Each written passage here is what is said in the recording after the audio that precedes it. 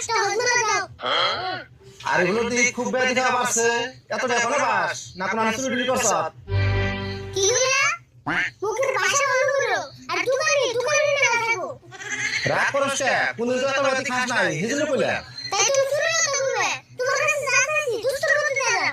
বাপ রে বাপ কে করে কথা কইছিস কে করব কইনি তোমার কথা করব কই। ও দিতেছি